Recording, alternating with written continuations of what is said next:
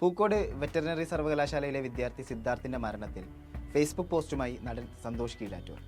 സ്വന്തം സഹപാഠിയെ ക്രൂരമായി മർദ്ദിച്ച് മരണത്തിലേക്ക് തള്ളിവിട്ട പ്രതികളെ നിശിദ്ധമായി വിമർശിക്കുന്നതിനോടൊപ്പം തന്നെ നിലവിൽ തിയേറ്ററുകളിൽ നിറഞ്ഞോടുന്ന ചിദംബരം സംവിധാനം ചെയ്ത മഞ്ഞുമൽ ബോയ്സ് സിനിമയ്ക്ക് ആധാരമായ സഹജീവി സ്നേഹത്തിന്റെ വലിയ പാഠങ്ങൾ പകർന്നു തരുന്ന യഥാർത്ഥ മഞ്ഞുമൽ ബോയ്സിനെ പ്രകീർത്തിച്ചുകൊണ്ടാണ് സന്തോഷ് കീഴാറ്റൂരിന്റെ പോസ്റ്റ്.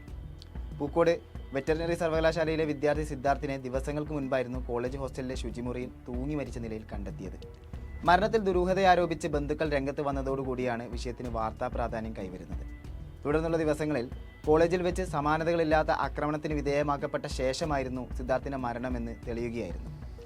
തന്റെ സഹപാഠിയോട് മോശമായി പെരുമാറി എന്ന ആരോപണത്തെ തുടർന്ന് സിദ്ധാർത്ഥിനെ പരസ്യ വിചാരണയ്ക്ക് വിധേയമാക്കുകയും 3 ദിവസത്തോളം പട്ടിണിക്കിട്ട് മർദ്ദിക്കുകയും ചെയ്തിരുന്നെന്ന വിവരങ്ങൾ പുറത്തു വന്നതിനെ തുടർന്ന് പോലീസ് അന്വേഷണം ഊർജിതമാക്കി.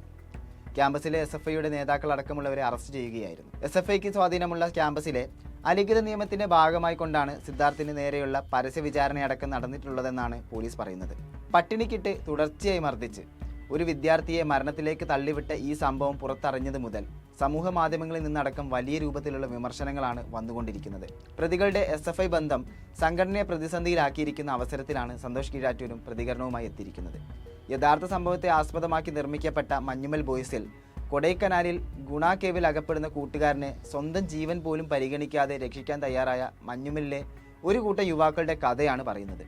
മനുഷ്യസ്നേഹത്തിൻ്റെയും സഹോദര്യത്തിൻ്റെയും മഹത്തായ സന്ദേശം ലോകത്തിന് കാണിച്ചു തന്ന മഞ്ഞുമലിലെ പിള്ളേരെ തൻ്റെ റോൾ മോഡലാണെന്ന് പറയുന്ന സന്തോഷ് കീഴാറ്റൂർ സിദ്ധാർത്ഥിൻ്റെ കൊലപാതകികളോട് ജയിലിൽ പോകുന്നതിന് മുൻപ് യഥാർത്ഥ മഞ്ഞുമൽ ബോയ്സിൻ്റെ കാല് കഴുകിയ വെള്ളം കുടിക്കാനും പോസ്റ്റിലൂടെ ആവശ്യപ്പെടുന്നുണ്ട്. ഏത് രാഷ്ട്രീയ പാർട്ടിയുടെ ആളുകളാണെങ്കിലും അതിനെല്ലാം അപ്പുറത്ത് മനുഷ്യത്വത്തിൻ്റെ സഹജീവി സ്നേഹത്തിൻ്റെ വില തിരിച്ചറിയാനും കലാലയങ്ങൾ കൊലക്കളങ്ങളാക്കാതെ സർഗാത്മകമാക്കാനും ആവശ്യപ്പെട്ടുകൊണ്ടാണ് നടൻ പോസ്റ്റ് അവസാനിപ്പിക്കുന്നത്. സിദ്ധാർത്ഥിൻ്റെ മരണത്തിൽ പ്രതികളുമായി തെളിവെടുപ്പടക്കം നടത്തി അന്വേഷണം പുരോഗമിക്കുകയാണ്. വരും ദിവസങ്ങളിൽ ഇതുമായി ബന്ധപ്പെട്ട കൂടുതൽ വിവരങ്ങൾ പുറത്തുവരും. അതേസമയം യഥാർത്ഥ സംഭവത്തെ ആസ്പദമാക്കിയെടുത്ത മഞ്ഞുമൽ ബോയ്സ് മലയാളത്തിലും തമിഴിലും മികച്ച പ്രേക്ഷക പ്രതികരണങ്ങൾ നേടിക്കൊണ്ട് മുന്നേറുകയാണ്.